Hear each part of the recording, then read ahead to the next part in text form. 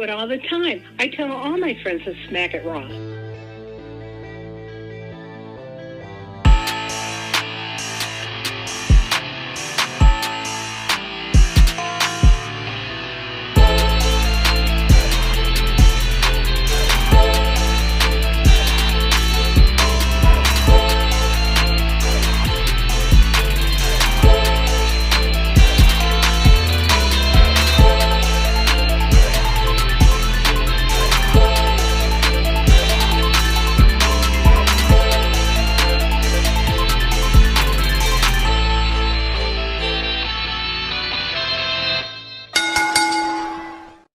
Following podcast contains mature content. The views and opinions expressed by the host are not necessarily those of the host. Listener discretion is advised.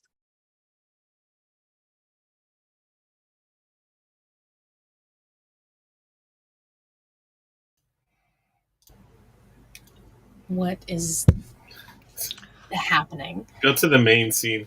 Okay. I don't know how to use this shit. I didn't get to do any production on Creation. I have no idea what's going on. But we're here, as I said, with the Creation Conversation. New product, learning curve. I am the patron saint of podcast and Warden Matt Ritter, and I'm here with my co-host, Ms. Katie Kinsey Bebe, host of the Sheely Showcase Inside the Mind of In the Crowd and Story Time with the reigning defending undisputed Trick or Trivia champion. Hi, Katie. Hello. And the Pornhub Poppy, Daddy Delgado, Vicente Alejandro Delgado Estrada. ISE. Our friend Steve, SES Vince. Hi, Allison. What's up? Hello. Katie's not happy.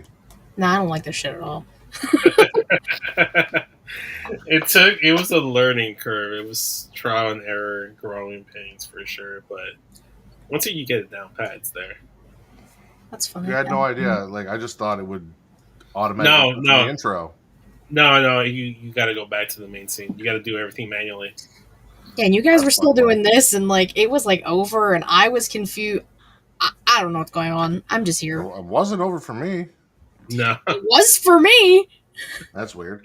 However, I will say I do not like the fact that everyone can see everything going on. So like you guys can still see me, which means when we have guests, they'll be able to see us do our little intro dance that we do during the theme songs. Yeah. On one end, it's fun because when we're on Get Show, we're able to see everybody's reaction to the Sway Session Big E video. So that's always fun. So, I mean, it be what it be. How you guys doing? I'm doing. You doing? Yeah. What about you, Vince? Are you doing? I'm doing something, man. Like I've been dealing with these allergies. The pollen in the air has been fucking me up. So just coping.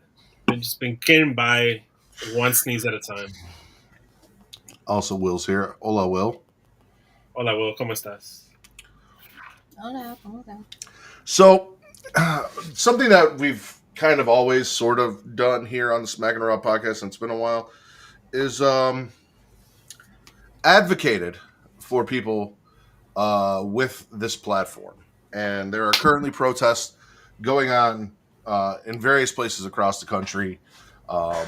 And for those of you who are unaware, if you have listened to the show and you don't know, I generally won't speak for my co-host, but I also tend to work with people that share the same values as I do.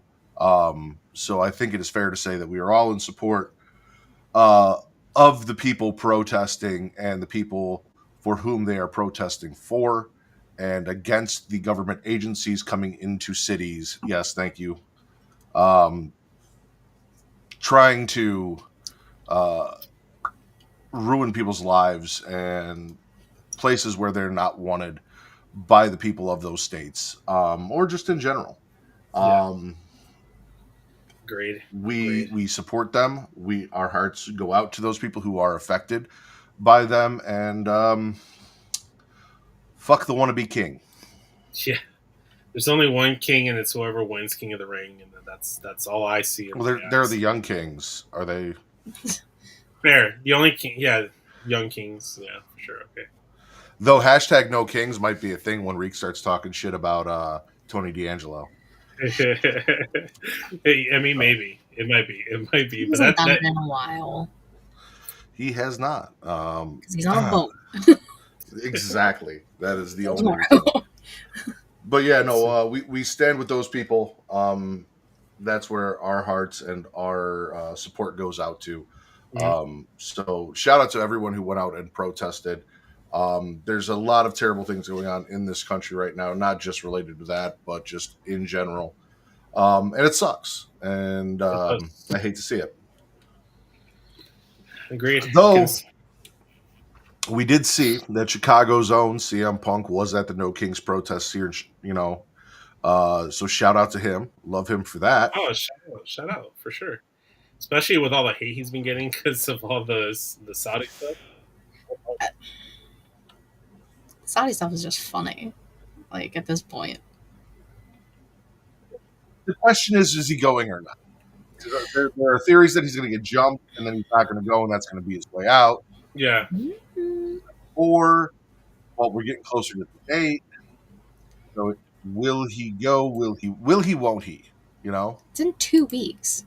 Yes. And even if he does go, again, regardless of the facts, the reasons why they're doing it in storyline, like we've already talked about it. We theorized it on Monday.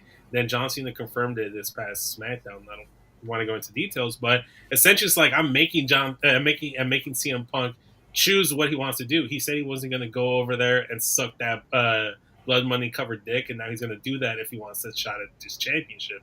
So there's that. Well, we will get into that. We have to find out if Katie has any news and rumors before we start talking about things that actually happened on the shows.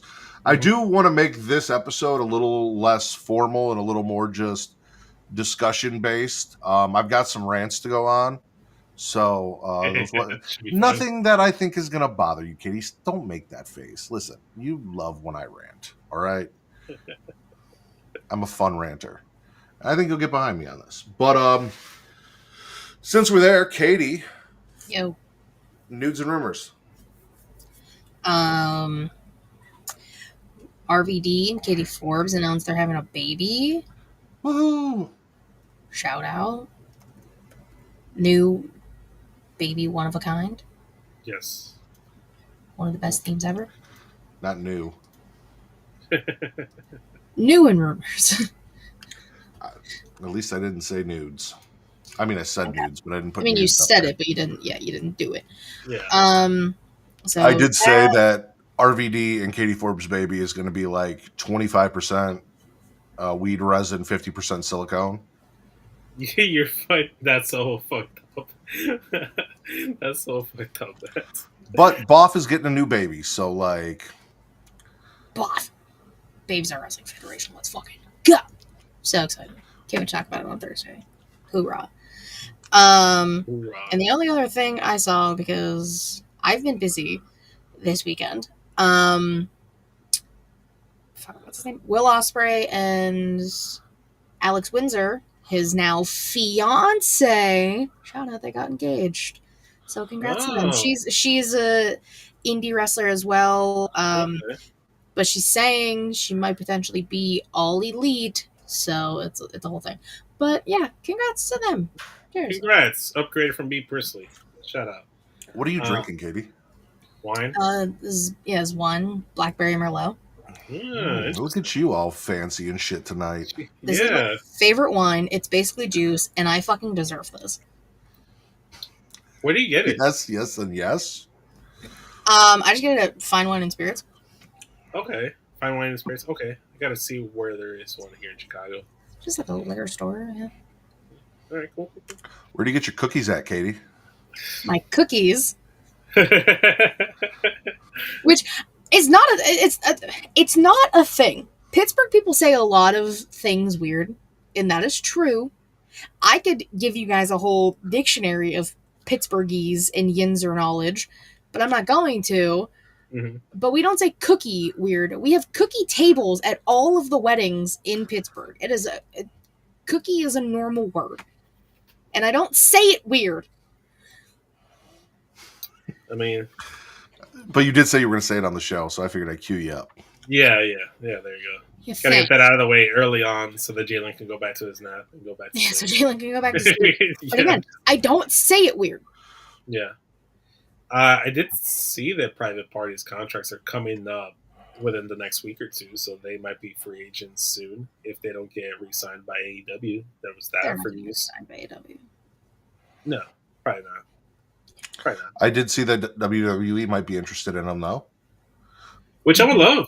I would love to see them in NXT. I think they'd be perfect because NXT needs better tag teams. Because, god damn it, they don't got shit going on over there. My girl Shotzi Blackheart's looking to be the new indie god. I saw. Did you see the interview she did? I can't remember who it was. If it was with Ariel Helwani or who, but she was saying it's like, I don't know. I'm intrigued with AEW signing with AEW because all the hot women are kissing over there. So I'm like, Shotzi, I don't disagree with your arguments here, Shotzi. I wouldn't be mad at you. Make your moves, girl. And then I saw the stupid tribalists who were like, Shotzi burned her bridge by talking shit about Chris Jericho and that bump he took all those years ago. No, everybody talks shit on Jericho. It doesn't matter. Chris Jericho's a piece of shit. And Jericho might be on the way out, too. So, like, what does it really fucking matter? Deuces. Let's get into my first rant. So, just something that has been bothering me lately, in general. So, I've heard a lot of people recently, and it's not just with, if our truth wins. It was when Cody, finally finished the story. Everyone's always like, okay, but what's next, right? And that bothers me when we're asking what's next without enjoying the moment, because that, to me, as I've said previously, is what wrestling is. Wrestling is moments. Kofi Mania was a moment. It wasn't about, Kofi won the title. Whoa, what's next? What are we going to do with Kofi? Like, it was about the moment. If our truth were to defeat John Cena and become WWE champion, that would be a moment. Cody Rhodes finally finishing his story was a moment. It didn't matter who he wrestled next, how long his championship reign went. That is a new chapter, a new part of the story, something that they have to figure out. But the moment still mattered. The moment was still there. And wrestling, for me, is just a collection of moments that I look back on fondly. That's fair. So I hate the, what's next mentality behind things. Before we've even got to enjoy something, you propose something, it's like, that happens, then what? And it's like, no, it's not then what. Like, let that be the thing. That's the thing. Enjoy it. Can we just enjoy wrestling in the moment and not always look to the future? And, now Great. There are moments where I've been told to let it play out, which is kind of a version of that, where in the moment I am unhappy. See Randy Orton versus The Fiend at WrestleMania. Mm-hmm. There's not always a what's next after that. You don't always get the what's next. You don't always it doesn't always play out. So that's why I said be in the moment. Be upset in the moment. Be happy in the moment. Stop worrying about what comes after and ignoring the moments, because that's what makes us feel and that's what makes us love wrestling. Yeah. Which leads us back to CM Punk possibly wrestling in Saudi Arabia, which will be a moment if it comes to happen, or there may be a moment that prevents it from happening. And instead of predicting what's going to come, let's just enjoy it. So on Monday Night Raw, John Cena comes out to shit on Ron Killings, lets us know that he has 19 more dates, and then I think our boy Punk did some bad math and said 18, even though John specifically said 19. That's neither here nor there. He says he doesn't want the class clown. He wants competition. He's beaten our best. Cue CM Punk. Punk isn't there for TKO or the billionaires. He's here for the people. Love that about him. He isn't here to kiss the final boss's ass. The people are his boss. He says he's going to take the belt off Cena. The belt made him a monster, and he's afraid of it, but he has become he has to become a monster to beat the monster. And then Cena says if Punk wants a title match, which we've already mentioned repeatedly, he can have it at Night of Champions in Saudi Arabia with a shit-eating little smirk on his face. if you want this title, then you have to break your morals to come get it. Because John's goal is to just be the worst person in the fucking world. Good for him. Not good for him, Katie. Katie's like, I don't give a fuck. I'm supporting CM Punk. I'm supporting the John Cena muffle. I know we're not there, but on SmackDown, Cena's making some pretty good points. I'm just like, well, do you guys want to say anything about Raw before? Because it's all one thing. We can talk about what was said on SmackDown, what happened on SmackDown. Yeah, we can lump this together. Same people. With it. So John revealed his master plan on SmackDown then, right? Distract us with our truth over here while making an alliance with Logan Paul over here to eliminate him as a threat. And in the meantime, he's sizing up his next challenger, CM Punk. Oh, and by the way, yes, Seth Rollins has money in the bank, but we're not worried about him. He's not going to cash it in on us because he wants me to retire with this championship so that when he takes the World Heavyweight title, it's the only title that really matters, and then he is the champion. So, like, Seth is a non-factor. Logan Paul's stupid, and I'm saying it live on TV, but he doesn't watch the product, so he won't know that I'm not really his friend, but he thinks so he's going to leave me alone. And then CM Punk, well, he's just going to have to, suck that blood money-soaked dick over in Saudi Arabia if he wants to come and get this title from me. John says no one will ever deserve that belt again. Cue Cody Rhodes, who comes out, and he wants to know after everything where this leaves him and John. But before John can answer, Randy comes out, and Randy's like, listen, I'm going to do whatever the fuck it takes, or whoever the fuck it takes, to get 15. So he is doing what or whoever he needs to. Shout out to Randy. I'm sure there's a lot of people that like to be on that list. For some reason, LA Knight showed up. But listen, shout out to LA Knight, right? Because LA Knight walked out, and I was like, you don't fucking belong here, bro. Like, nothing. I know Vince has issues with LA Knight. I've loosened up.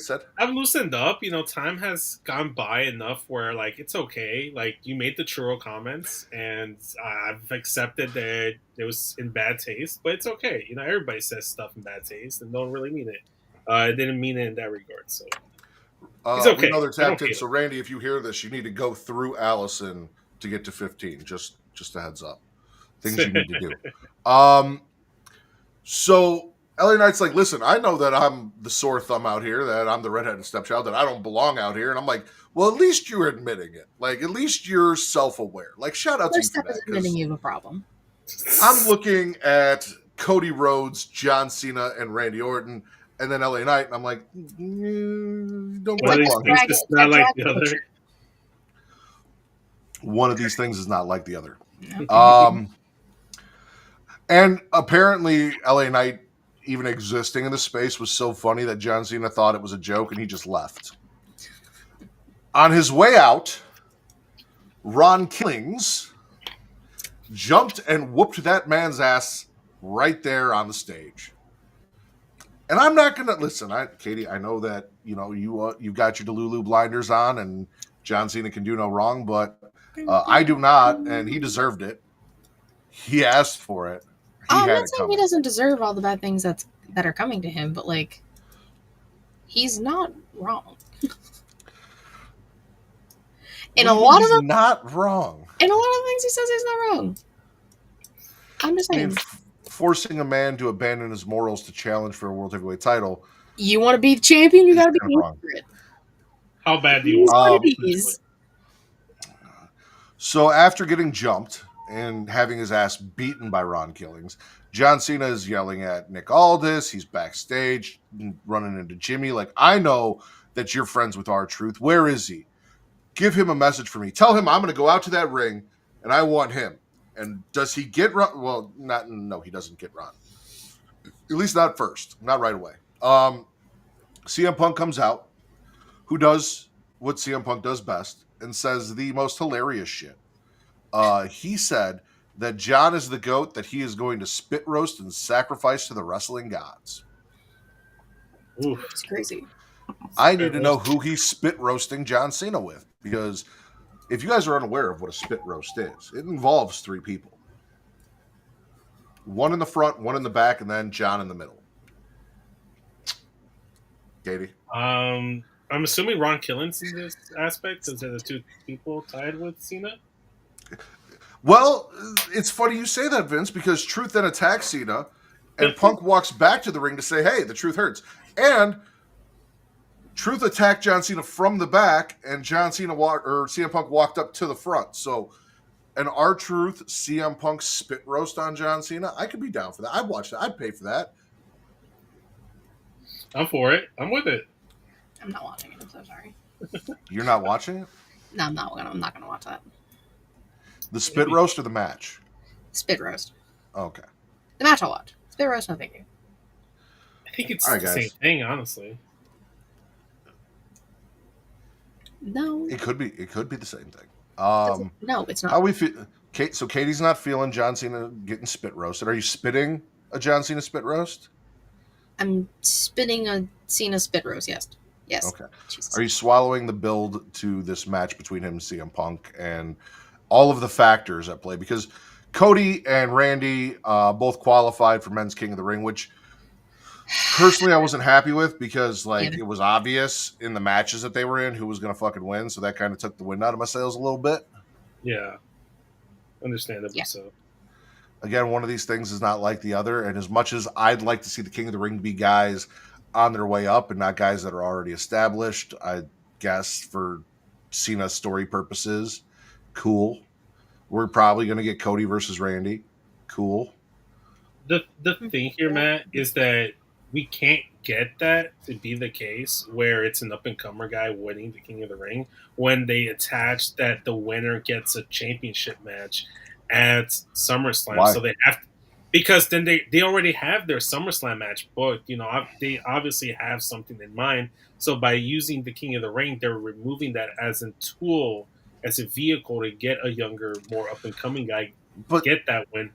That's like saying that you can't have an up-and-coming guy win the Royal Rumble, but we've seen, plenty of up-and-coming guys win the Royal Rumble.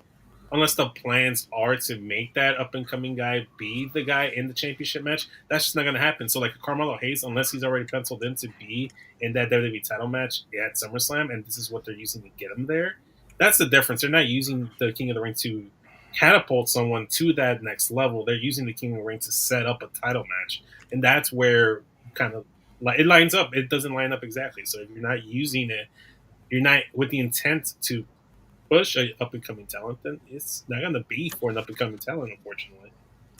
Yes, Katie? Pick me. I forgot something in news and rumors. Him saying Carmelo Hayes reminded me about Miz, and Miz is currently off doing American Gladiator things, but they announced that Camille and War Daddy are gonna be on the show. Not WWE show, but American Gladiators.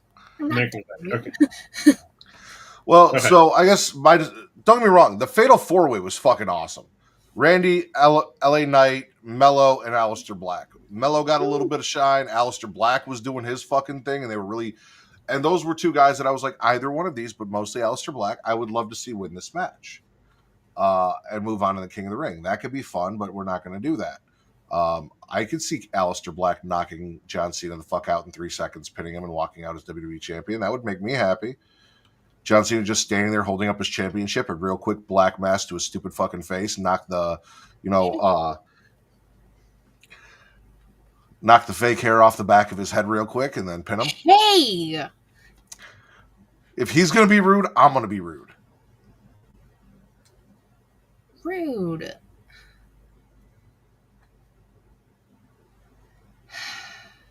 Rude. He is still John Cena, though. It is what it is. Then also, like I said, Cody Rhodes qualified on Monday Night Raw. Where was that at? Oh, yeah. Seth qualified. Sorry. Seth qualified on Monday. Which, again, I was expecting. Oh, no, Braun. No. Sammy qualified on Monday. I'm not really reading my notes. I'm just looking at names. All right, so Men's King of the Ring first round match. Seth bumps up Braun, who's facing Pentagon Sammy and El Hijo de Eddie Guerrero. So El Hijo de Eddie Guerrero, Sammy, Pentagon, and Braun. Yes. LA Knight comes in and drops Braun. Sammy gets the win on El Hijo de Eddie Guerrero. Yeah. The King of the Luchadors. Yeah. The only person still actually in Judgment Day. Vince, are you gonna, join us here? Or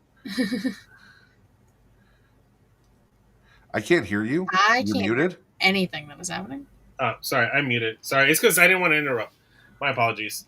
But so I'm not a big fan of Sami Zayn winning the King of the Ring first round match and being there because I don't think he's going to be winning the King of the Ring tournament. So I just kind of feel like maybe you should have just given it to someone else to get that victory. You know me. I was so down with your whole King of the Luchadors story, and then it'd be perfect if he was King of the Ring, because then it all correlates. But Randy Orton and Cody Rhodes are in this tournament. I love you, Vince. Dominic Mysterio was not winning and going on to face John Cena. Oh, what if he did? Also, why are you assuming it's John Cena? Yeah, no. It could be Gunther. I'd be okay with seeing... Which that happened. It's okay. He's a new level now. He's a new level. He's the King of the Luchadors. No. Listen, I'm not happy about Gunther winning because it's leading to fucking Goldberg at Saturday Night's Main Event next month. That is why Triple H took the belt off Jey so we can have Gunther and Bill for fucking gold to go against Y'all In on July 12th. I'm gonna need you to be careful how you phrase things, Katie. Why? Because you yelling "it's leading to fucking Goldberg" could easily be clipped and taken out of context. That's gonna happen again. I've learned my lesson. But you just said that. Bill. You just said it that way. You just said that, so TC can easily clip that and use that against you. If he's and I'm here looking that, out for then you. clip the whole fucking sentence. Last time it was not even a full sentence. This time it was, and I'm sick of that fucking clip. By the way, everybody. You heard it here first. So if a lot of people have shared that same sentiment, Jey Uso losing after what was it, 51 days since WrestleMania? 56, but yeah. 56. Okay, 56 days. Something along those lines. The match was great. Honestly, I didn't care initially to start the match. They won me over halfway through, which is what they've had to do with their last couple of matchups. And as much as it sucks that Jey lost the title, I really don't care because I knew we were going to do Goldberg versus Gunther. It's going to happen. If it's going to be for the title, it's whatever. As long as Goldberg doesn't get the title, I won't care. But this is just going to lead to Jey Uso versus Gunther running it back at SummerSlam. Jey getting the title, everybody getting what they want. Jey Uso back as champion, and then that's when Seth cashes in on Seth Rollins. What everybody thought was going to happen on Monday is still going to happen. They just postponed it till SummerSlam. Unless Katie's right and it's Gunther Goldberg. No. They're still going to do Gunther Goldberg at Saturday Night's Main Event. Yeah, because it's in Atlanta, Georgia. Yeah, but Goldberg won't win. Then the next show would be SummerSlam, which would be Jey Gunther rematch, which Jey would win the King of the Ring tournament, which is why they waited to announce him. So that's what's going to piss me off more is he's going to win that whole tournament. It might end up being Sami Jey in the finals, which it's going to be annoying. It's not going to be Sami Jey in the finals. They have to face each other. No, they face. So I think the way the matchup is set up, I could be wrong, but I think it's going to be Cody versus the winner of the Jey Uso Fatal 4-Way match. So they're going to have SmackDown Raw versus each other, and then the winners of that is going to go to the finals. Of the King that doesn't make sense because what if two Raw guys win? That's stupid. Shit happens. Baby, I like it raw. Well, Katie's looking that up since we talked about it. Cody defeated Andrade, Shinsuke Nakamura, and Damian Priest. Again, three guys that could have been very interesting in a King of the Ring tournament. If we weren't just doing Fatal 4-Ways and then 2 matches for a championship, but actual that's tournament the biggest style thing. thing. That's the biggest thing that upsets me. No, the biggest thing was Cody's wood. Cody got wood, and then Cody won. He got Slim Jim wood. And Vince is right. It's Sammy and Orton and then They're against each other, and then it'll be Cody versus, assumingly, Jey, which I don't think Jey should have got the spot in the King of the Ring because he has an automatic title rematch anyways, but I'm not loose with that. So it's going to be okay, Katie. We're going to be disappointed if whoever wins that King of the Ring. It's not going to be okay. Men's Money in the Bank. Or Money in the Bank. Wow, we already did that. Men's King of the Ring. That was Spitting, swallowing. How are we feeling about it? I'm spitting the whole tournament. Yeah. I have no desire for those. You think as someone who won a King of the Ring tournament back in 1997, which you guys can hear me talk about on Fretzelmania podcast very soon. Shout out. You think Triple H would be able to book one better? I've been waiting for them to bring back at least a few matches on a pay-per-view and not just the finals on a pay-per-view for a while. I liked when you at least got the semifinal matches going into the finals.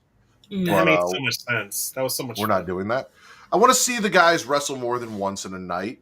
So that way when they get to that final match and we're telling those stories, it means something. You know, let's say the heel, underhandedly cheats to win, whereas the babyface has gotten his ass beat and he's coming in with an injury or something that he has to overcome on top of, his opponent. Like, things like that matter in tournaments like this, and I enjoy that kind of storytelling, so it'd be nice to have that back. But, Yeah. So, I'm spitting it all as a whole. I don't like the first round being a fatal four-way match because that you just eliminated an entire round. So I'm not for that. The final four right now is Randy Orton, Sami Zayn, Cody Rhodes, and more than likely Jey Uso. So the semifinal matches are Sami versus Randy. I don't want that because it might end up in Sami winning, which means he's going to the finals because it's Saudi Arabia. So tell me how that's not terrible after right there. And then you have Cody versus Jey. And either Cody, this is how Cody gets to the title match at SummerSlam against John Cena, or this is how Jey gets to the title match at SummerSlam against Gunther. And then it doesn't matter who wins on one side because the winner is either Cody or Jey Uso. They're going to get their title match at SummerSlam, their rematch. Nothing new is going to be done. You've wasted the King of the Ring tournament just to set up and use it as a vehicle to get a rematch for the world title where you didn't need to. Like Katie said, you've already lost the world title match. You can get your rematch.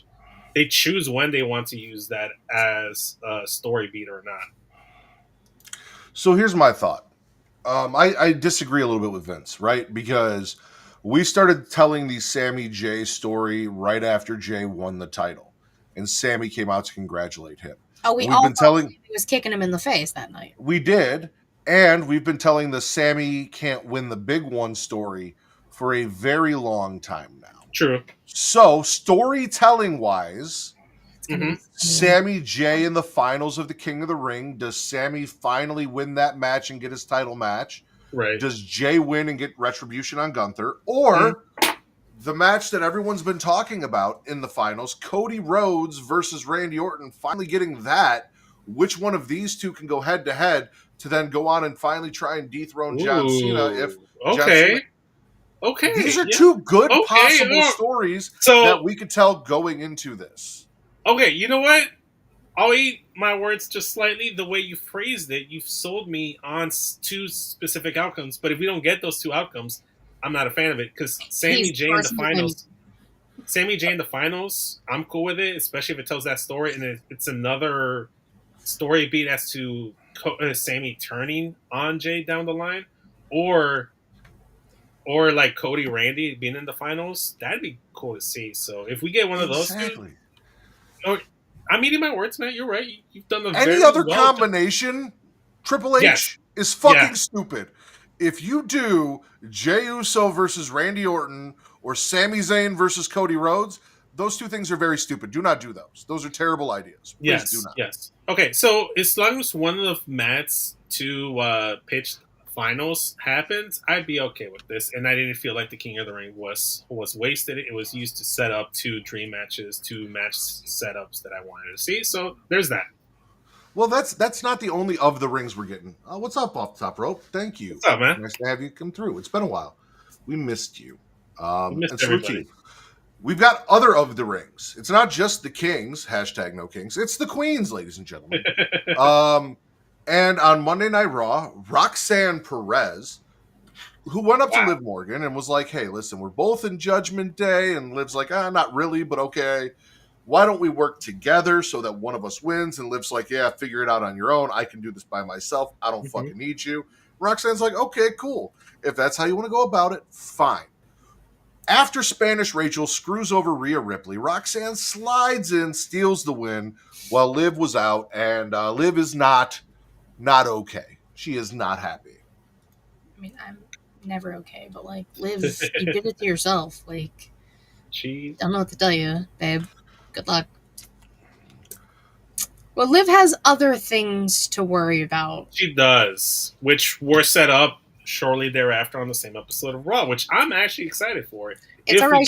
They losing them tag titles at Evolution, baby. Let's go. Oh yes, we will get. We will circle back to that. Let's finish the Queen of the Ring qualifiers because over on SmackDown, we had Jade Cargill, Michin, who again somebody else I would have liked to see advance, Nia Jax, and Piper Niven. Big meaty women beating meat, bumping meat, not beating meat. Beating meat. Beating meat. I mean, they might be beating meat, but who knows? Jade gets the win and advances. Nia is not happy. Well, yeah. I mean, I would have been interested to see that, but hey, we getting Jade Cargill versus Roxanne Perez. That might slap. On the other hand of that, we had another qualifier on SmackDown, ladies and gentlemen. Have I told you guys that Alexa Bliss is my favorite female wrestler of all time? Have I mentioned that before? I knew he was going to say it. Have I said that? Giving Temptation Island all over again. Have I mentioned that I love just how shitty she's being to the Plank after trying to throw out that olive branch and Plank's like, no, fuck you. So it's Charlotte versus Alexa versus Candice LeRae versus Alba Fire. Again, 4 women, 2 of which, if this wasn't the route that we were going with, established women. And I feel like we all feel like Jade Cargill is going to be the Queen of the Ring, and that's the direction they're heading, due to reports and things like that, which kind of sucks the air out of an entire tournament if you already know who's going to win before you get there. But neither here nor there. We could be wrong. We don't know until it happens. So basically, the Secret Hervis show up, and they're like, hey, Nick, so Chelsea had travel issues. She's on the phone here, drinking poolside. She couldn't make it. Nick's like, that's cool. Don't worry about it. Alba, you're gonna fill in for her. We're going to do that. And then as Chelsea protests, Zelina shows up because she has her own issues with Julia, who is not here tonight, and hangs up on Chelsea because she wouldn't shut the fuck up. Yeah. Alexa gets the win. Yes. Charlotte had interrupted Alexa during her interview and did Plank things, things that Planks do. Yeah. And Alexa just kind of looked at her like, okay, bitch. And then she went, as Charlotte has the figure 8, as Alba is ready to tap out, Alexa comes in, hits the Sister Abigail, takes the pin. Charlotte's just like, fuck. Well, there goes that, because Alba tapped out right after the 3 count. I thought we were going to get like a 3 count / tap out at the same time. Did not happen. Much happier with this outcome. Alexa's in the Queen of the Ring. So that was a very cool finish. And honestly, I'm very happy that Alexa Bliss was the one that won this. I mean, you would think that Charlotte at some point is going to win the Queen of the Ring tournament and be a Queen of the Ring, given that she is the queen. That's what I like. Alexa Bliss, she's a very intriguing option, especially given the matchups that we could get, either her versus Asuka or her versus Stephanie Vaquer. Anything other than those two would be a little disappointing, but hey, there's options. I have said repeatedly in this defense that my wife had been out of wrestling for a long time, and it was watching Total Divas that got her back interested in wrestling and had her watching wrestling again. And guess what? There is no Total Divas, and my wife really isn't interested in wrestling anymore. I wonder if there's a correlation there. Actually, it was when Becky stopped being the man and became big time Bex. She's like, fuck it, I don't care anymore. Yeah. So just to go with what Matt's saying here, My wife, up until she met me, never liked wrestling. She watched Total Divas, she watched Total Bellas, she watched Miss and Mrs. because she likes that kind of stuff. That's her kind of content. So then it wasn't until when we started dating and started watching wrestling together that she got invested in the stories. But she's really there, just like Matt. She's there for the stories. She's not there for the in-ring stuff. She wants the drama. She wants the flair, the pomp and circumstance, and stuff like that you only get in the Total Divas. Shit, bring it back. Chelsea Green wants it. I want it. Bring it back. So we talked about Ron Killings, and I mentioned Ron Killings, but we didn't talk about Ron Killings' promo on Raw before the stuff he did on SmackDown, because this man, in the same black hoodie that he assaulted John Cena with at the end of Money in the Bank, took over commentary, got on the desk, grabbed a mic, and chopped his motherfucking hair off. It was a sight. He thanks us for bringing him back. And not only did we get R-Truth back, we got, and I'm very confused. Like, is this a Rack Matt Ritter situation? And if so, is R-Truth the Rack, or is Ron Killings the Rack? I asked the panel. I yield my time.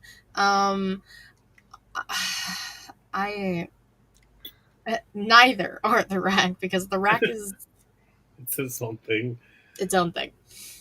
Listen, Katie, it doesn't matter if R-Truth is the Rack or if Ron Killings is the Rack. All that matters is we both have giant penises. All right? That is all that people care about. That is what is going on. Yes, amazing. Thank you. I always think I'm amazing, too. I love you, Allison. How are you? Bestie, what do you mean I am neither? I'm not. Do I not qualify? I guess the question here, Rack, is you are not my bestie. What's it? I said bestie. Yeah, Vince, how could you forget? The Rack and I are besties. That's the we both want to fuck Goldberg. It is a thing. I will leave the show immediately. Do not. I guess if you had to be one, you would be Ron Killings. Because Ron Killings on SmackDown, after he went up to Nick Aldis, was like, I want John Cena next week. And Nick's like, done. Because then he was like, well, I'm the one in control now. It's a very mind-fucked situation, but if he's the one in control and was the one that was hiding all along, that's you. Listen, I appreciate that, Katie. So the Rack wants to say something to you, and I do not want you to leave. This is me supporting you. This is on your side. So listen, there is a clip going around on the internet that we have talked about extensively on this podcast, where that idiot Matt Ritter got Katie drunk, and then the Rack asked the question, and then she answered the question, and then the question got taken out of context. However, I will say this. Listen, as besties, I know something about you that most people do not know, and that is you also have a very large penis, just like the Rack. And you said, Katie, that you would fuck Bill Goldberg. Not that you would let Bill Goldberg fuck you. And that is a dominating position. I imagine Katie having Bill Goldberg bent over like the bitch that he is on the barricade, just pounding him until he cries. Like, listen, I am here for you fucking Bill Goldberg, Katie, like the bitch that he is. And I hope that Gunther fucks him just the same way Katie will. Is that a bullet point? Fuck him like Katie would? We can write down something like Katie would. Listen, if the Rack is putting this out, absolutely. Go ahead, Vince. That's fun. Okay. I just want to be. Whoa. Yeah. Hello and welcome to the Smackin' Raw podcast, ladies and gentlemen. Finally, the Rack has come back to the Smackin' Raw podcast. It has been a while, and it has been a good while, but it feels good to be back. And look, Katie, I made you laugh. I made you smile. That idiot Matt Ritter hasn't been able to do that in weeks. Not for real. Not for real. And that is why we are besties. And I'm here to support you. I'm not here to make you feel bad or shame you. If you want to fuck Bill Goldberg and dominate that bitch, you fuck Bill Goldberg and dominate that bitch. That's back. Oh my God. And that's the clip that needs to be going. Yeah, that whole... Listen. There you go. Take your power back, Katie. It's Pride Month. Be proud. I am. That is my bisexual bestie right there. kind of have to agree with Katie. I think the Rack would be Ron Killings to Matt Ritter's our Truth, because what does the Rack do? It's like that idiot Matt Ritter. I'm pretty sure Ron Killings thinks that our Truth is the idiot between the two of them. It's like that idiot our Truth. So yeah, I think that correlates. That is fair. Now, unfortunately, I do have to concede my time back to that idiot Matt Ritter so we can continue the show. But it was great to be here. I miss both of you. Maybe you will see me more in the future. I think Katie's a little more open to it after this conversation all of a sudden. We'll see. So we'll see. Here is that idiot Matt Ritter. So.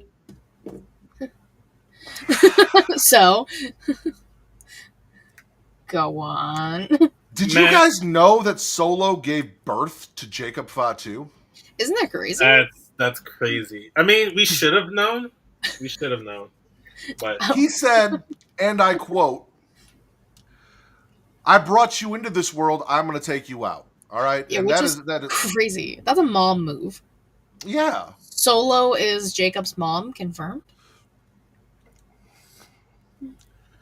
Also, listen, I know that you have JC Mateo. I know that's something that Katie did not cover in our news and rumors. I know, I forgot. Hikuleo, or as I call him, Hickey Licker, debuted before SmackDown on a main event taping. Which is a fucking choice. Why do we have main event and Saturday night main event still? Like, why? That's a rant right there, man. Can we go back to Shotgun Saturday Night or like Heat maybe? Like, can we bring something Velocity? back? Give me Velocity. Yeah, like Velocity. Hickey Licker debuted on Velocity. I'm down for that.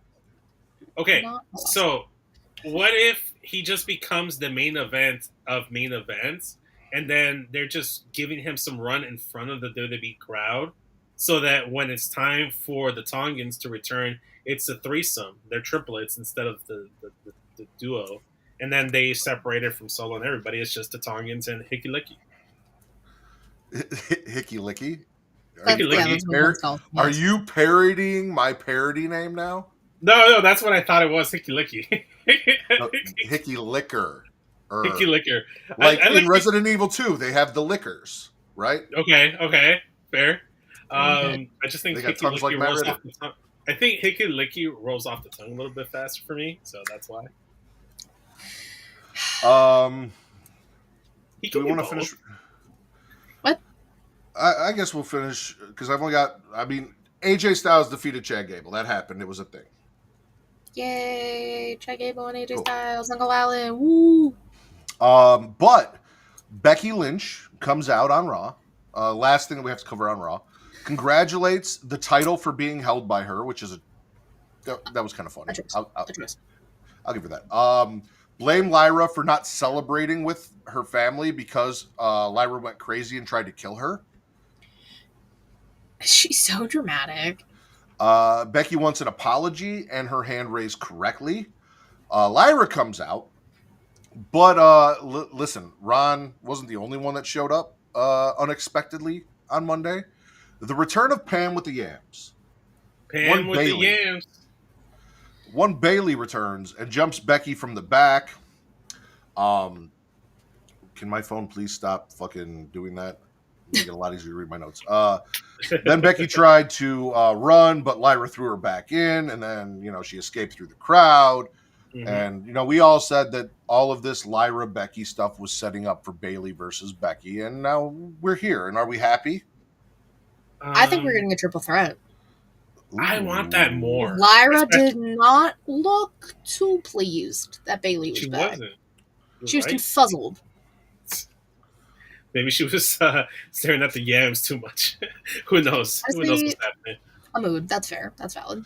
I mean, since we're spit roasting goats, maybe we could get a Lyra Bayley spit roast on Becky. Would you watch that spit roast, Katie? Is the question.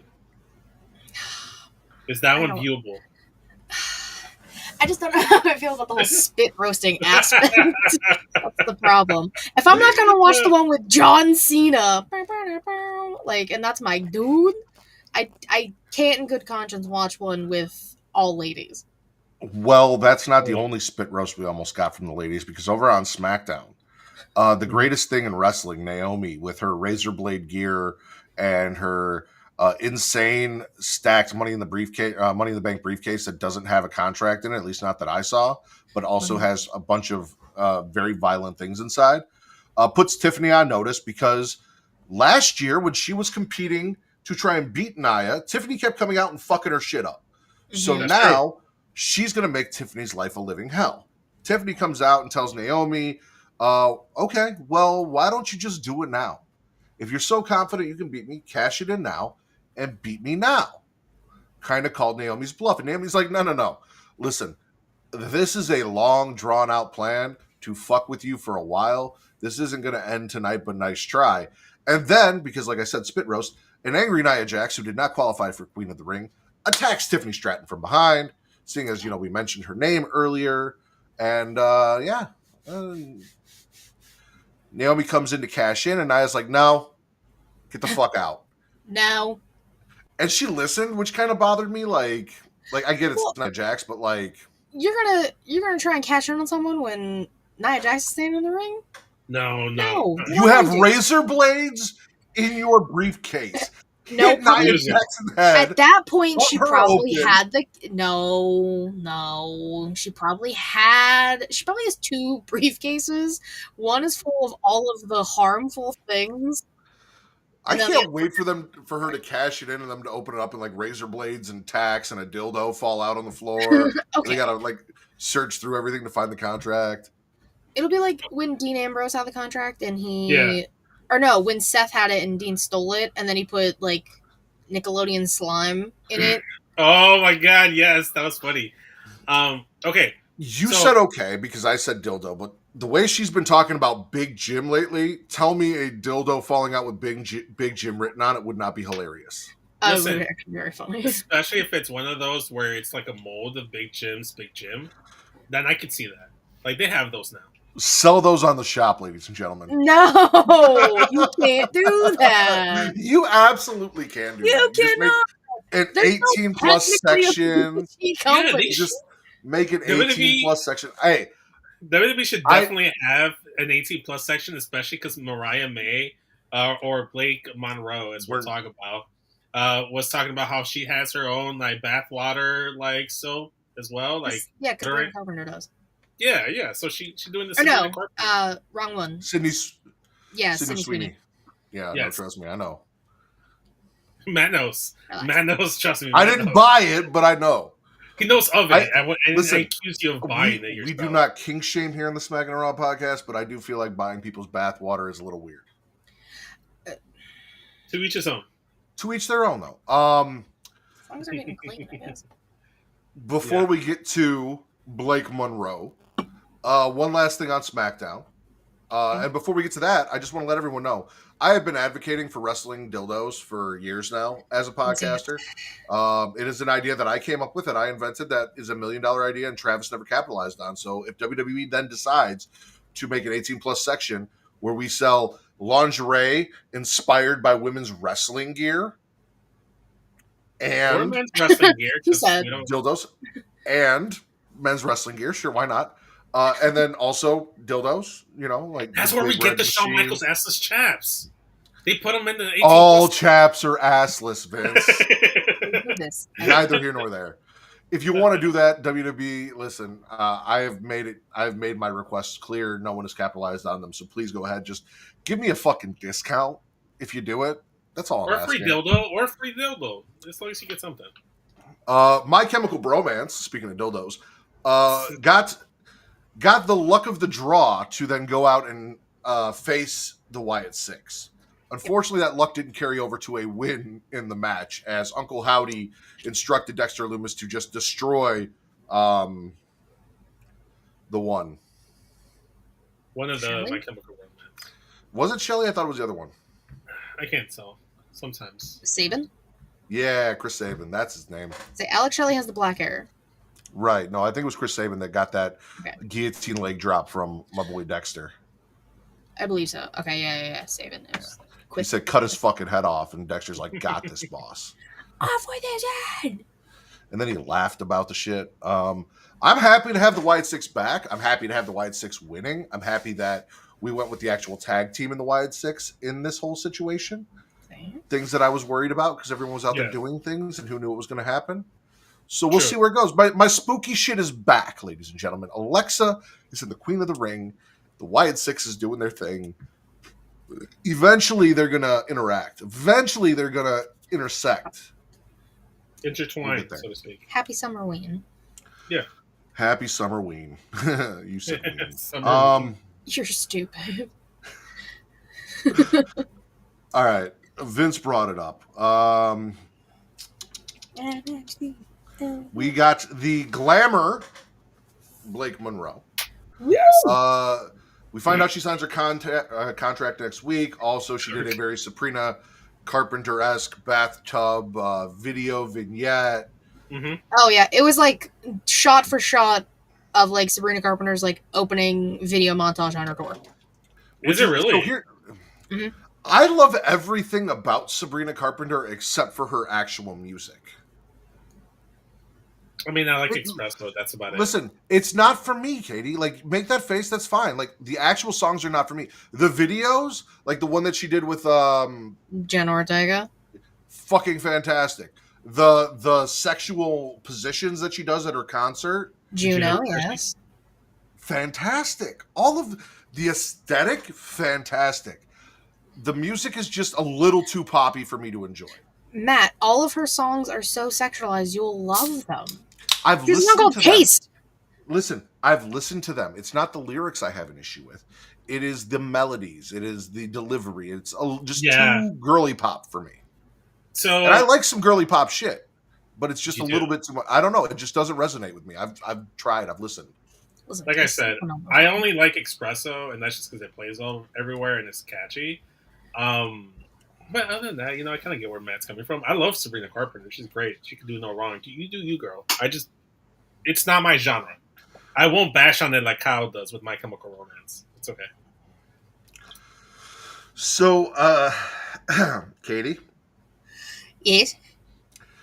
Fatal Attraction wants to build a rapport with Ava, right? Mm-hmm. They want to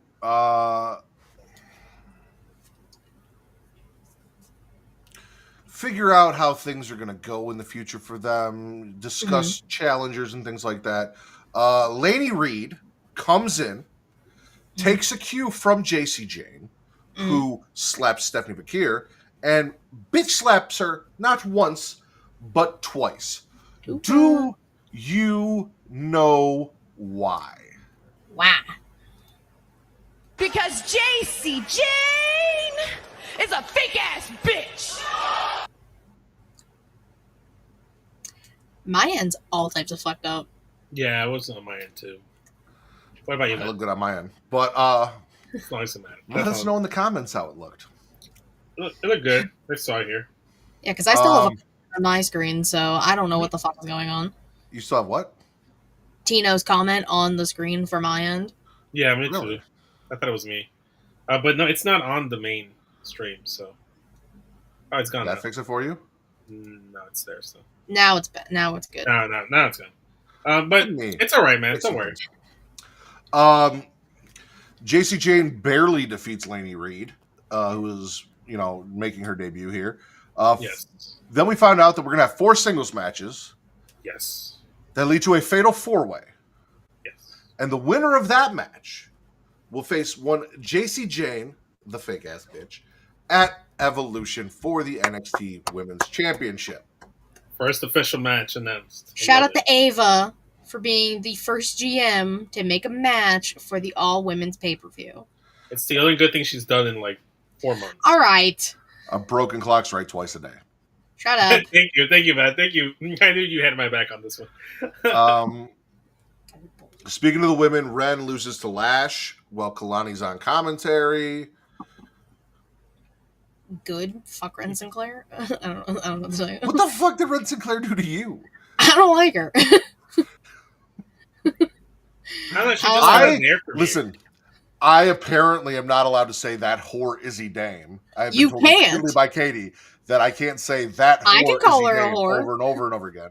But you can. Can I say that whore Izzy Dame? No! Oh, okay. I thought it was a Matt thing, and maybe I could have said it. No, it's a man thing. Speaking of that Horsey Dame, is she in charge of the cucking now? Is she running the show? She might be. She might be, I guess. And it's the culling, but yeah. They did a whole promo about why they got rid of Brooks. And basically she was just sitting there at the head of the table explaining to the guy that started the group and his enforcer why she made that decision. And they all just, like the cucks that they are, agreed to it and said, yeah, no, you're right. I mean, it makes sense. It makes sense, man, considering that they're called the cucking, and so they might as well just be cucks. So, I mean, it makes sense. That's crazy. We also got that tag team match between the cucking and Briggs and Inamura. Yes, that happened. I guess I don't care about anyone in that match. We like Josh Briggs. We fucks with Josh Briggs. He's okay. I just don't care about what he's doing, and I don't care enough about him to tune into. Oh, I agree. Josh Briggs should be a singles wrestler, not in the tag team division. Or at least with someone better. He's a good, athletic, pretty well character, big man in NXT. The last time I cared about him was when he was challenging for that North American title and he was putting on a show. Again, singles guy. Singles stuff. Mm-hmm. Yeah. Ethan Page took on John Legend. No. Joe Legacy? Sean Legacy? Same thing. I got closer. I got closer than Matt, didn't I? I'm pretty sure his name is John Legend. Anyway, Ricky Stanks then comes back and jumps Ethan Page and then gets sent home for jumping Ethan Page because he's not cleared, which I guess means he's not debuting on the main roster anytime soon. So, guess not. Why did we do this? I don't know. I mean, they're tentatively planning a draft for after SummerSlam, so now you can say what you want, but when they get called up from NXT, they actually get called up. That's not the issue, right? That's what I'm saying. You just cued rant number 2. Do not do a fucking draft. There is no reason to do a draft. They're going because nobody is on a fucking brand. CM Punk is on Monday Night Raw, but he was on SmackDown. Everybody is just fucking everywhere. They all show up. And it's not just, because it's WrestleMania, or it's because it's the Royal Rumble, or it's because... No matter what, people from SmackDown are on Raw, people from Raw are on SmackDown. All of the fucking time. There is no brand split. And if there is no brand split, there is no stupid fucking draft. You have 2 GMs, and you're not fucking doing it. So don't play with my fucking emotions and pretend like you give a fuck about a draft. I know that really, truly gives a fuck about a draft is one Vicente Alejandro Delgado Estrada. That man loves a draft more than he loves his unborn first child. All right? Oh, my God. I mean, I do drafts everywhere. Power Rangers drafts, racial drafts, wrestling drafts with you guys. Yeah. Fuck a draft. Well, they're doing one, so I don't know what the fuck to tell you. I'll say this, You can just admit and agree that I am correct and that they're stupid. That is what I would like. I'll say this, Matt. The draft, the only purpose that it actually does serve is calling up NXT stars to the main roster and using it as a vehicle. You can do that without doing the draft. Julia, yes. Stephanie, Roxanne, we just did it 3 fucking times. True. Fair enough. Kevin Owens. Kevin Owens, yeah. He just showed up one night and beat up John Cena. We love beat up John Cena. Hey. I mean, Katie didn't want to watch him get beat up, so it's okay. Speaking of beating up motherfuckers and big bad motherfuckers, Oba Femi got put through a window by Jasper Troy. Now, Vince has previously made it very clear that due to his unappealing ring attire, that he does not give 2 fucks about a Jasper Troy. This is true. I mean, I wasn't the only one saying this. Not on You're the only one saying it to me. Fair. You're the only one that said it here. Fair. Fair. Katie and I were like, listen, Jasper Troy just fucked up Oba. Oba's unfuckable. So, like, this is impressive. Unfuckable. It's crazy. This is impressive.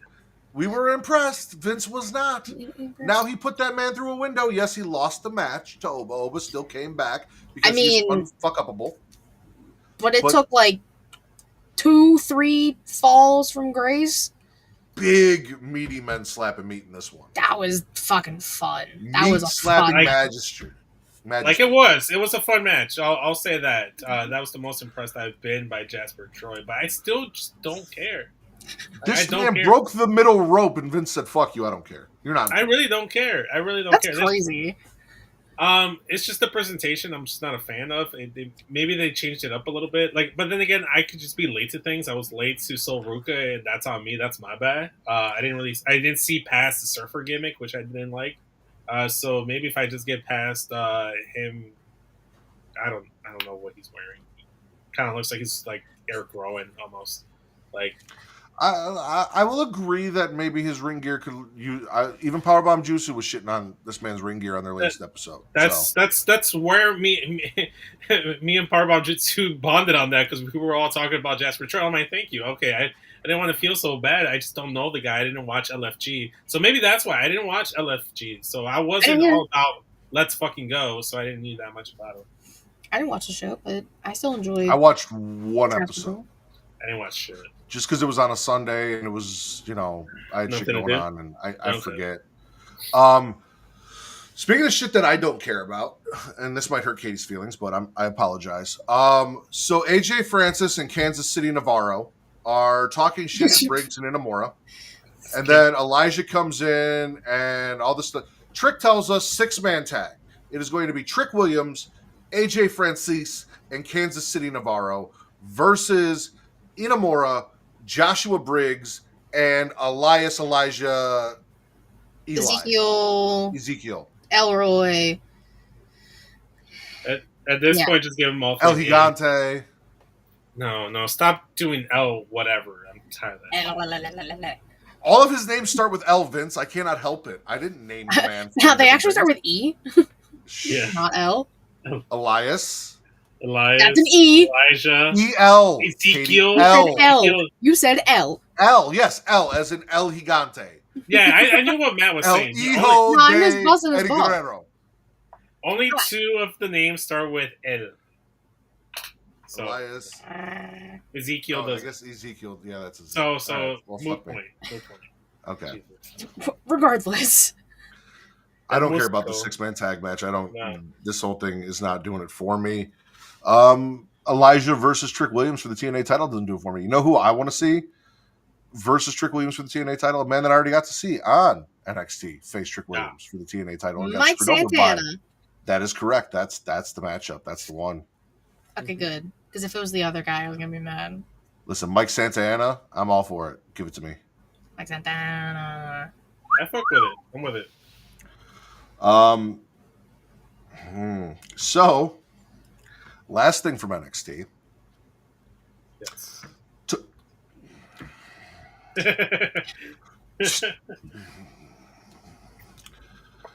This guy.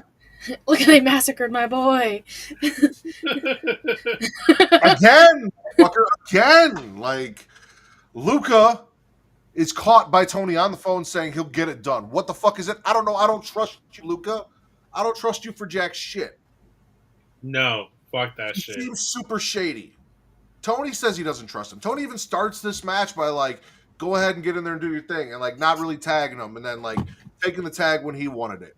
Fuck Corey Graves for questioning my Don. Shut the fuck up, Corey Graves. You don't know shit. I will listen. I'll give Luca a little credit. He was going off a little bit in this match. All right, like listen. As much as Luca's a shady motherfucker, Luca can fucking go in the ring. That's fine. No one's questioning his in-ring prowess. The thing we're questioning is his integrity and his loyalty to the Don. Listen, I said it. Like, I know we can trust Italian women from Pittsburgh, but I don't know if we can trust Italian men from Pittsburgh. I don't know. This Italian woman from Pittsburgh won't let me call his name. That fucking whore is his name. So you're not allowed.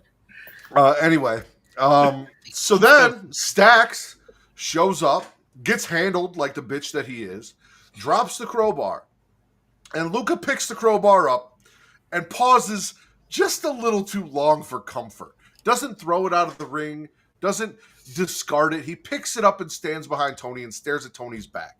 And Tony turns around and catches him. And of course, Tony is very fucking suspicious because A, that whore is he Dame. B, No. Channing Stacks Lorenzo. And now see Luca Crucifino. Listen, Tony lost the match because Luca was on some shady shit, because he's making weird phone calls and lying about it before the match, because he's picking up crowbars and standing behind him holding them before the match, because Stacks showed up during the match. And how did Stacks even know where to go and where to find them? Yeah. Huh?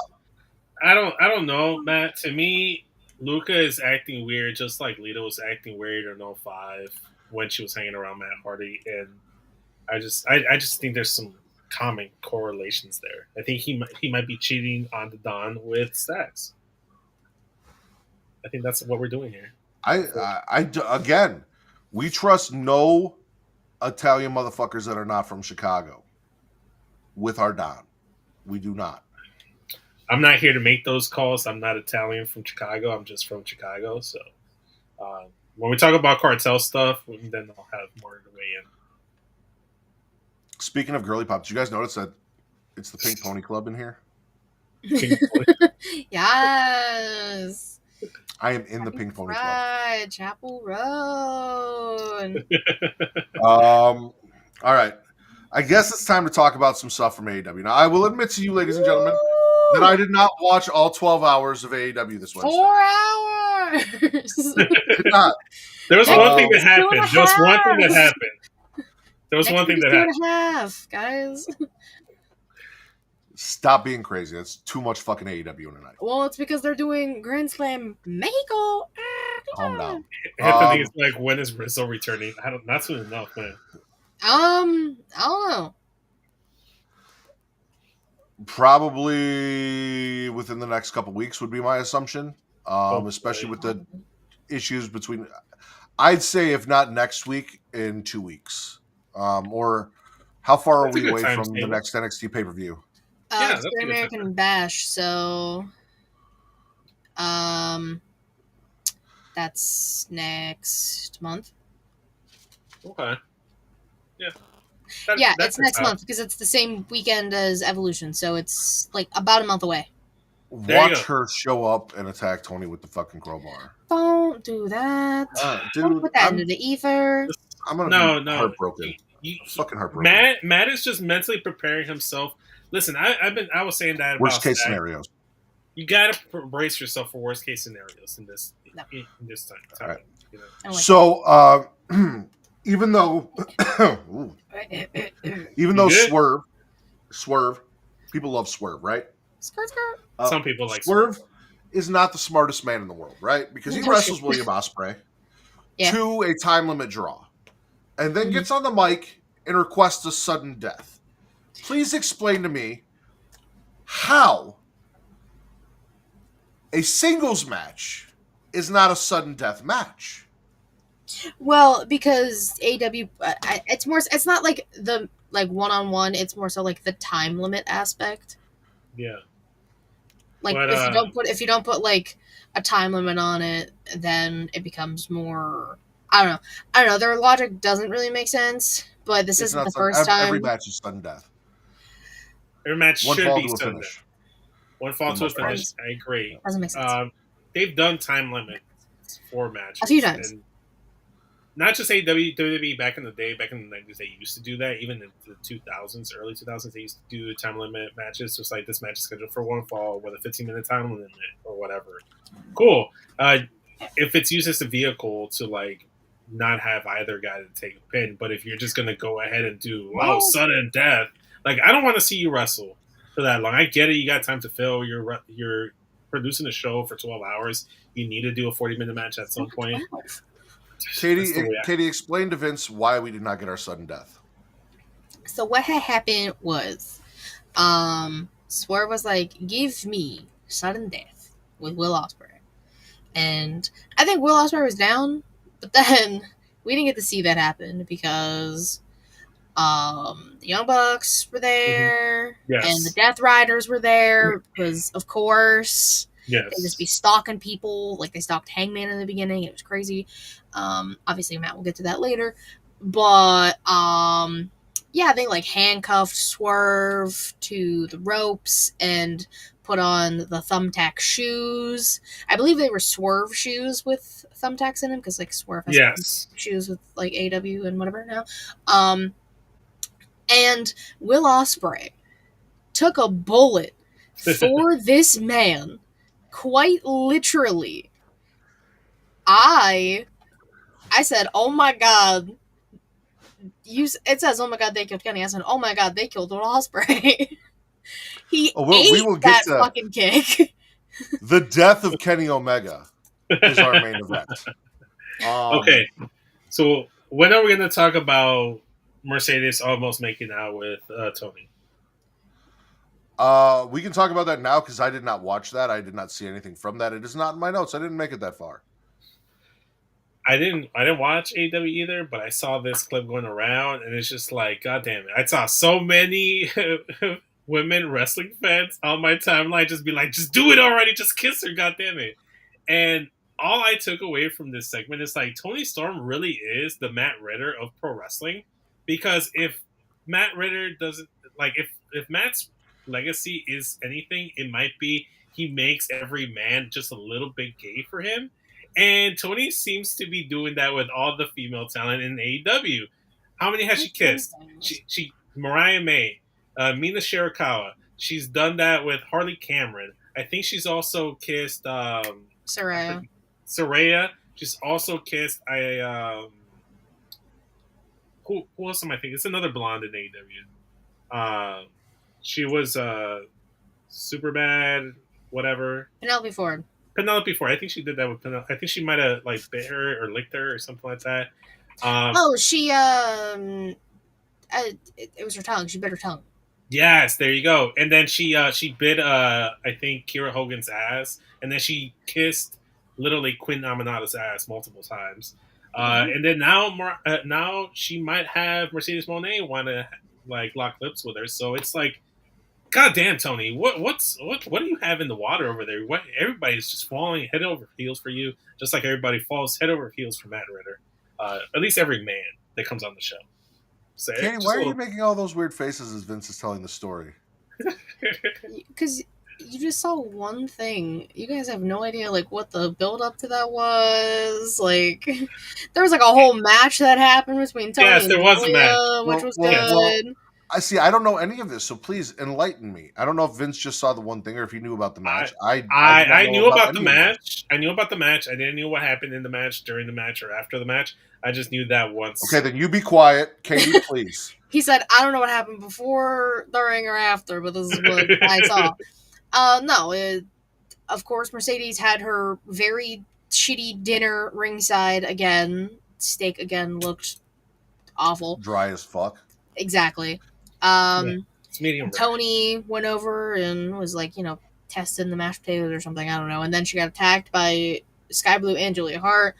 Led to the actual match with Julia Hart, which was a very good match, by the way. Mm-hmm. It was Julia's Hart was very like Lita inspired, it looked like, and I love that.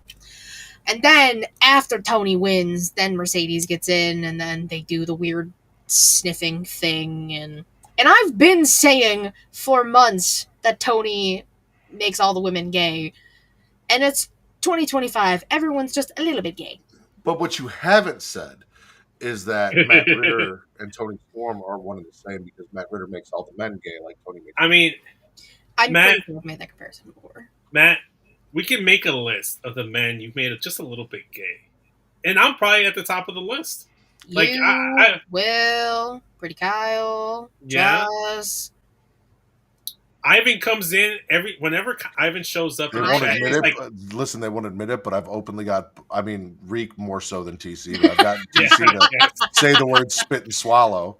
Yes, because TC only would just take a drink from a sip from his drink, and that he's embraced it just a little bit. Yeah, I mean, like I said, Reek lets me talk about his BBC all the time and smiles when I do it. Yeah. Yeah, I mean, then not to mention, like, outside of the podcasting world, you have John and Travis. So there's that as well. Oh, So, John specifically. John specifically. And then John with Will too. That's a whole different dynamic too. But yeah, man, you just open. I mean, Wallet Media, I feel like they come in here and they're just a little bit more gay. And then, like I said, like Ivan comes in here and calls you sexy beast, Matt Ritter. Like, who else is gonna call you a sexy beast? Tim King, like Tim King. Yeah, men love me. that. Straight, specifically straight men love you. Straight men love you. They adore you. I mean, they all say they're straight. This is the month to be honest with me, by the way, guys. If you ever want to just be like, hey, this whole time, that was time. But anyway, we got a couple things to bang out, and we're almost at the end of the show. So we had a Mystico versus Blake Christian match where Mystico won, but the only thing important here is that the Hurt Business comes out to jump Mystico, and then the Canadian Redneck and friends come down for a 6-man tag with the Hurt Business. And MJF is dressed in his version of MVP's gear, which was fucking amazing. Maxwell, what are we going to do with you? He's literally Owen Hart in the Nation of Domination at this point. And then Mystico attacks MJF because they have a match next week. Is Mystico running around saying that there are only like 4 real luchadors and he's one of them and none of them are in AAA? Is that a thing? Maybe. I know he has issues with AAA. You know, that's why he's in CMLL. So there's bad blood there for sure. Not the movie, but legit bad blood. I love the comments that MJF says, like, you may be Mystico to everybody, but I grew up watching you. You're still botching Sin Cara to me, like sloppy Sin Cara, I believe. Sloppy Sin Cara. That was the phrase. Sloppy Sin Cara. I love that. That was a good shot. That was a good shot. Not even gonna lie. So, you got any thoughts on that before I move on, Katie? No. Okay. You want to talk about Dick Riders? I know you mentioned the Death Riders, but we call them the Dick Riders. And you also mentioned earlier that they did some things, right? They got involved in the Swerve and Ospreay match. But they also kidnapped one Hangman. They kidnapped my boy!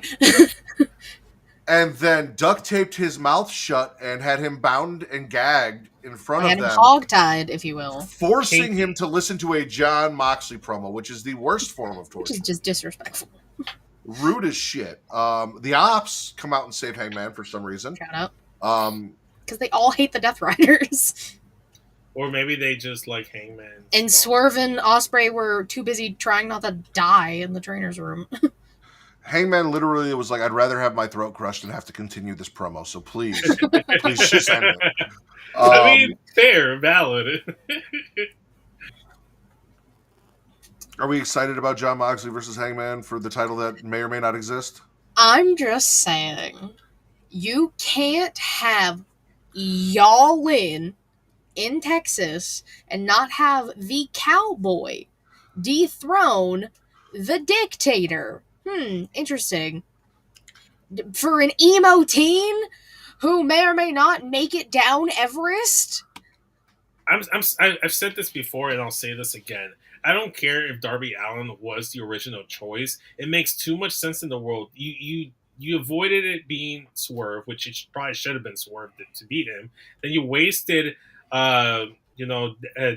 Christian, his Money in the Bank contract or whatever the fuck they called it, and just threw that to the wayside. Now you have this perfect setup at Y'all In with America's Cowboy, Hangman Adam Page, and for him not to capitalize and win that championship, it feels like a missed opportunity. It feels kind of like Triple H waiting for Rey Mysterio to come back from injury to unmask El Grande Americano. That's where we're at with this shit. Just fucking do it. And if they don't do it, then I feel like they jumped the shark, and I don't care, even more so than I don't already. So Y'all In is like AEW's big summer event, right? Mm-hmm. Yeah. And SummerSlam is WWE's big summer event, right? Mm-hmm. Correct. And Cardi B is hosting SummerSlam, right? Correct. Oh. Let's have Bonnie Blue host AEW Y'all In. Who? I don't know who that is. I'm assuming it's a porn star. an OnlyFans model who got kicked off of OnlyFans because of stunt that she's planning. Oh, that fucking bitch. Yeah. Well, y'all in is something she said after probably the 100th guy for the other 900 guys behind him. You know how fucked up you gotta be to get kicked off of OnlyFans? I'm just saying, y'all in might be her catchphrase at this point. I feel like that's terrible. Yeah. I mean that's a choice, man. I don't know if I can co-sign it, but you know I won't. Well, you don't even know who Bonnie Blue is, so do your research and then get back to me next week. Don't do your research. I have too many homework assignments that I have yet to complete it. So. Yeah, and you've got a big incomplete for this class right now because I forgot the assignment again, and I keep forgetting to text you about it. So, speaking of incomplete, we had the opportunity to, do something by taking the International Championship and the Continental Championship and unifying them into a new championship. And there's an obvious name here as to what you call the International Championship combining with the Continental Championship. Yes, Katie? I know you can call it. What's that? The Unified Championship. Incorrect.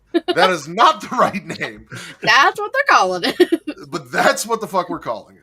But they can't call it an Intercontinental. So I have an answer for that. They can call it the Intercontinental. I believe New Japan has an Intercontinental title. So I don't know how it works out, but apparently WWE has a copyright on the name Intercontinental Championship, which is why AEW can't call it the Intercontinental Championship. Then call it the Continental Championship. I don't give a fuck. Continental Championship. Continental Championship. Continental Championship. No. Unified Championship. I mean, it's you know how goated you gotta have to be to like have your wrestling moves on the title belt? That's kind of fucking cool. It is. And hence the bar that has been scrolling this entire time. The entire video. Hence the beautiful thumbnail that I have not seen yet, but I'm going to assume is beautiful that Vince is working on for me with amazing ideas that Matt Ritter had. We're gonna have to talk. Oh my God, they killed Kenny, you bastards! And by them, I mostly mean Okada, but Don Callis was there as well. Boo. We see Kenny Omega taking an elbow drop on a stretcher and then falling off the stretcher and coughing up copious amounts of blood, like an anime character. Well, it fits. It fits. It fits for Kenny Omega for sure. Kenny's a bitch for some anime, so he said, "Let me be a character, please." Why the fuck not? I just finished my watch along of Dragon Ball Z. Well, there you go. All the way through. All the way through the Buu Saga? Completed. Done. Nice. Watched Goku abandon his family for the 4th time to go hang out with some dude in a village. Well, to be fair, one of the times he abandoned his family is because he died. So that one I can't. Really he had the option to come back and said no, and missed the birth of his son.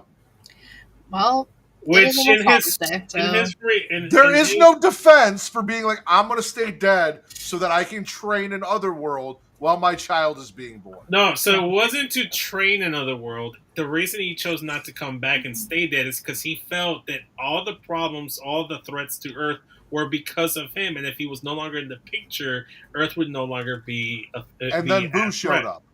Well, he had no way of knowing Boo was going to show up. He stayed after Boo. He had no way of knowing that just because he was gone, no other threat to Earth would show up, even though... But it was a plausible... He was training his children to protect them. Protect the... It was anyway, a plausible we're not talking about Dragon Ball Z. Sorry, Katie. And then also, Chi-Chi never Goku's a fucking... No, shut up. Goku's a fucking villain. No, he's not. We're not having this conversation. Go ahead, Katie. Do you want to hear the joke I said under my breath, but you guys didn't hear it? Yes. Go ahead. I said... Oh, so he's a terrible father. Well, it's almost Father's Day, so that tracks. Damn. Oh my god. Okay, see, Katie, make him make. I'm expecting a call from you tomorrow, by the way. Go to hell. Whoa, time out. Go to hell. You want to call? I'll call you in 30 fucking minutes.